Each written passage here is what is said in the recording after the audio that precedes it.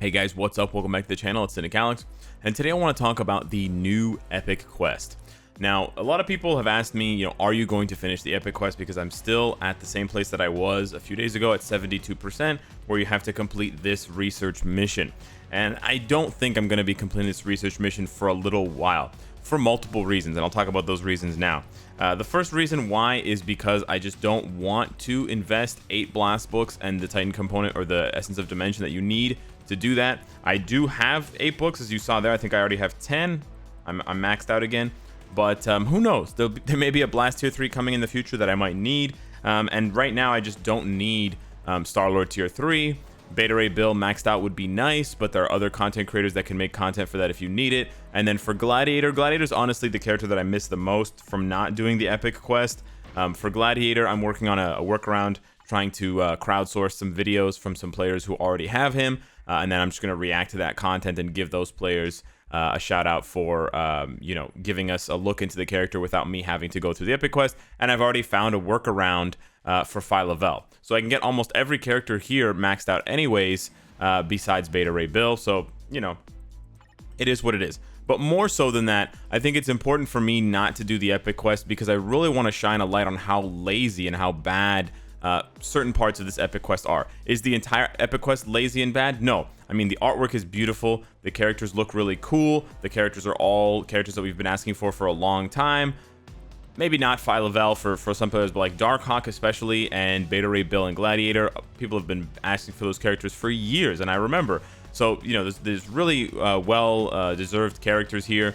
The story is pretty good for the most part. There are some areas where I take issue with how the story justifies certain things, and that's what I'll get into a little bit later. But for the most part, the story is good. Mark does a good job of writing it well. There's references and callbacks to movies and to comics and stuff like that. So there's a lot there for diehard fans of either the MCU or comics or both. But for me, the biggest part of the epic quest, when you go through it and you play it, you realize that, well, not that you realize, but the way that I felt, you might not feel this way, but the way that I felt was that it was a glorified quest that was really just a bunch of research missions. To me, it felt like when I was playing through the epic quest, and I played through it twice. I played through it once on the APK where I had, like a billion crystals, so I just skipped all of the research missions. And then I played it again, of course, here on my live account. And the way that I felt the second time around was that they designed the epic quest with the roadblocks in mind, with the research missions in mind, and then they built a story around the research missions. And that's really bad if that's the case, because I mean it's bad that they're even giving a player that impression, and if I'm getting that impression, I can't be the only one getting that impression. It's really bad because it really just means that the epic quest is the foundation of the epic quest is on you spending gross amounts of resources. And when I say resources, I don't just mean this, right? I'm not just talking about this. I'm talking about the thousands upon thousands of energy that we had to spend, that you had to spend, that I had to spend for all of those research missions where you're repairing something or fixing something. Let me just give you a brief little showing here of all of the research missions. I'm actually missing 1 or 2, but you got Star-Lord's new costume, you have to fuel the Milano, you've got to repair Phyla-Vell's quantum sword, then you have to repair the Raptor amulet. Let me know if you see a pattern here. Then you have to repair the Nova helmet. Then you have to repair Cosmic Ghost Rider's Hell Cycle. Then you have to plug in the Nova helmet or something like that. Look at the difference here. They added some glowing stuff around it. That's it. That's all they did. Oh, and of course, they changed the requirements at the bottom, of course. And then you have to fuel the Milano again. And then I'm actually missing the third Milano fuel. There's actually a third one. And then you have to repair Silver Surfer's board. Can you kind of start to get the impression that not a lot of thought, not a lot of effort went into this? But this is where most of the content in the epic quest comes from. If you take these research missions out, the epic quest can be completed in like half an hour, because the rest of the missions are extremely simplistic and extremely one-dimensional. It's just go here and play a mission. I understand that they may want to make it easier, or they may want to make it a little bit more streamlined for certain players, so they took away those missions from the old epic quests where it said things like play this mission with this specific character, Deadpool must be used, Doctor Strange must be used. But isn't that the point of the epic quest? Isn't it supposed to be an epic quest that the character goes on? So shouldn't we have to use Beta Ray Bill, or shouldn't we have to use Star-Lord, or maybe both together as a team? I don't know. Where did those missions go? So it's a bit disappointing to me. Obviously, on the one hand, you could say that the game is 5 years old, so they have a smaller staff or whatever. I mean, you can make excuses either way, but in my opinion, a game that's 5 years old should be putting more effort into these kinds of things. These kinds of things, the epic quests are things that bring the player base together. They make the player base happy, right? These are what we look forward to once a year, roughly. And it seems like they put the least amount of effort into it this time around. And it seems like they just said, okay, listen, we want the players to spend like 5,000 energy, and we want them to spend, basically a bunch of tier 3 materials and all this other stuff. How can we do that? How can we build a story around this? Okay, so they're just going to keep damaging things and breaking things and have to repair them. And that's how we're going to justify them spending money, or not spending money, but spending their resources, or spending money in the form of crystals if they don't have the resources to skip those researches. And it just felt like it was just research mission after research mission, and the missions in between were done so quickly that you could literally go from one research mission to the other in under 5 minutes. Oftentimes you did, and so you're just faced with this really monotonous task of just, okay, I'm gonna play dimension missions. I don't know how many I'm gonna play. Am I gonna play 30? Am I gonna play 100? Let's find out. And you're just seeing, oh, how many did I get this time? I got 1. How many researches did I get this time? 3. And it's just a really lazy way of gating the content. If they wanted us to do that, I think that they would be much better off saying, listen, everyone has to play 100 dimension missions. And then, okay, you play 100 dimension missions and you're done. So if you want to run through the 100 dimension missions in the first day, you can. If you want to allot it, I do 35 dimension mission runs a day, so I'm going to be here for 3 days. And you know in your mind what to expect. But when it's random, it just feels like you're wasting energy. You're just throwing. You know what it feels like? You know what the epic quest feels like? I'll show you what the epic quest feels like. It feels like this. It feels like re-rolling an ISO 8 set. You're just pressing the button mindlessly, hoping that it re-rolls to what you want. And you're just sitting there looking. Oh, did I get it? Did I get Power of Angry Hulk? No. Okay, press the button again. And you're just watching your gold go down and down and down. So tell me, is the epic quest good if most of the content that you get stuck on is actually just an energy version of the ISO 8 set re-rolling? I mean, sure, you get some resources from dimension missions, but they're not very useful. 1-star cards are actually going to drain your gold more than they are going to give you 2-star cards. So that's moot. Most players don't even upgrade 1-star ISO because it's such a pain in the ass. So you're selling all the 1 and 2-star ISO.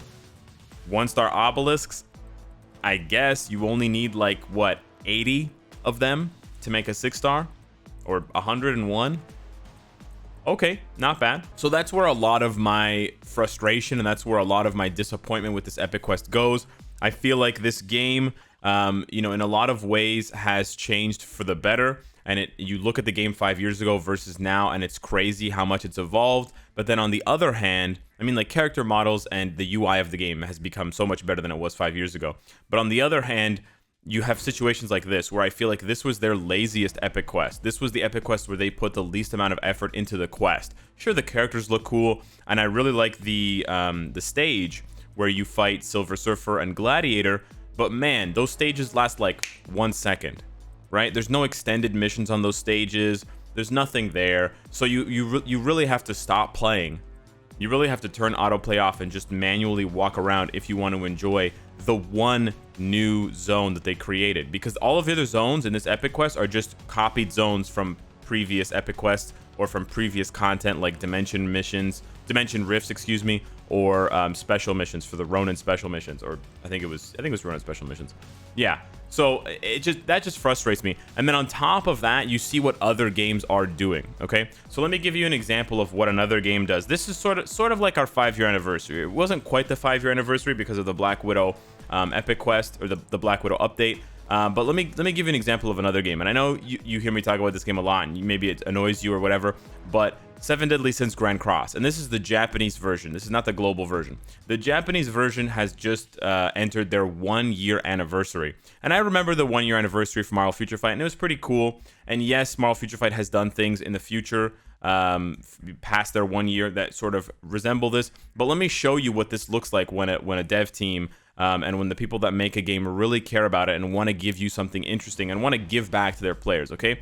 Now, again, this game might not last 5 years. 7 Deadly Sins Grand Cross might shut down before 5 years, and the game might not be very generous in 4 years. So I could be totally wrong here, but check this out. So they created this new character, Captain Hawk, and this character is like, he's sort of like Lockjaw. He's not really a main character. He's like a side character. He's an animal that can talk. You know, you've got the whole thing going on. But what did they do? So they give the character for free to all players.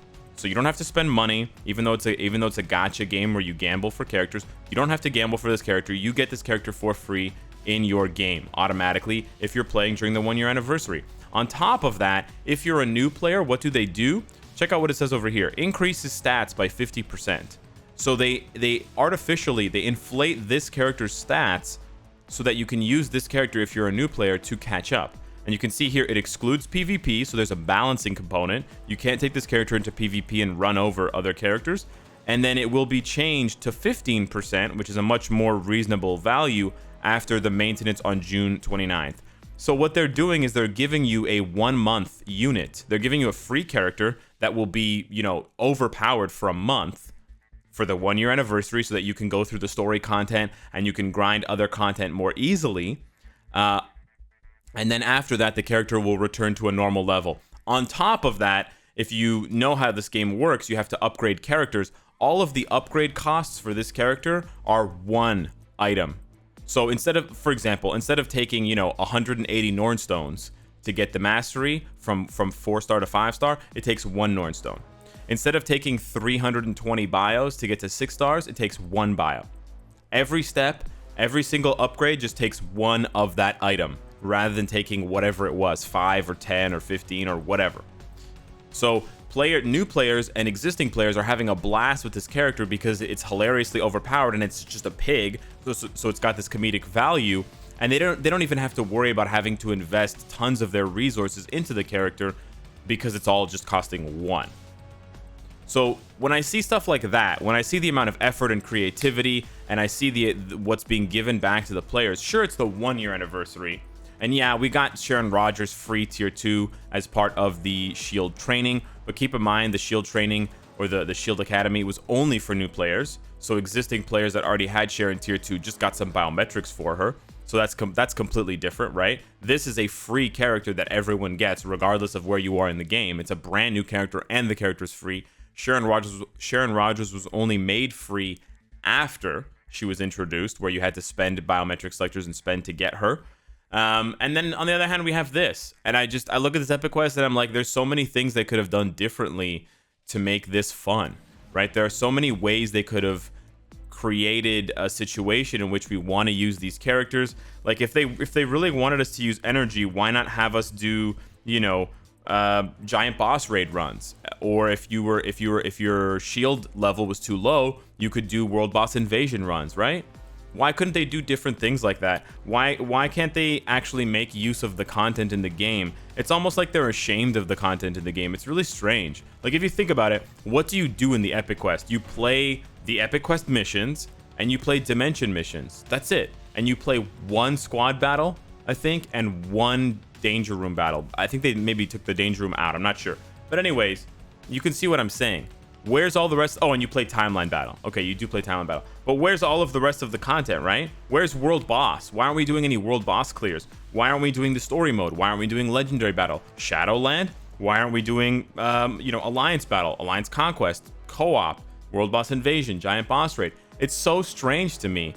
And it really begs the question of, you know, was this just slapped together as quickly and as lazily as possible? I kind of think so. You know, when you have 3 different research missions for the Milano, right? Like, it's crazy to me. So, yeah, I just wanted to share my thoughts with you guys about the Epic Quest and why I'm pretty disappointed with it. I'm not, you know, gonna quit the game, and I'm not completely done with the game. But I do think that things that they've done recently with updates have been disappointing and confusing. You know, they make good decisions, but then they make bad decisions right after that. They discounted all of the quests in the legendary battles to make it easier to get CTPs of Rage and premium cards and stuff like that. That was great. And then they come out with this epic quest and they're like, what? You have to tier 3 Star-Lord, but his gears stay at 20? and the whole epic quest is just a clicking simulator, right? And you're there like, who are these? The same devs? Like, who made these decisions, right? These don't balance out. These don't make sense. So yeah, I'm in no rush to finish the epic quest. If the devs get some sort of message that because I'm not finishing the epic quest and they know that it sucks, sure. And honestly, I'm just speaking for myself, but if this is the quality of epic quest that we can look forward to in the future, I never want another epic quest again. Straight up, I never want another epic quest again, because this sucked. This epic quest was boring, and honestly, for me, because as I was playing, I realized how lazy the epic quest was and how dumb the requirements were and how stupid the research missions were. I lost my excitement for the characters a little bit, which is a bit unfortunate. And it's the opposite. It's really the opposite. When you play the epic quest, you should get really hyped to play with Beta Ray Bill and the characters. And I was just like, I don't want to play with these characters at all, man. I'm just ignoring the fact that we don't even need these characters to complete any content, right? I'm so beyond that argument in Marvel Future Fight, because we've been saying that for years. But yeah, that's how I feel about the epic quest, and that's why I'm probably going to stay at 72% completion for the next few weeks at least. So let me know what your thoughts are on the epic quest. Let me know what you think of the research missions and how you would change the epic quest if you could. Thanks so much for watching, and I will see you in the next one. Take care.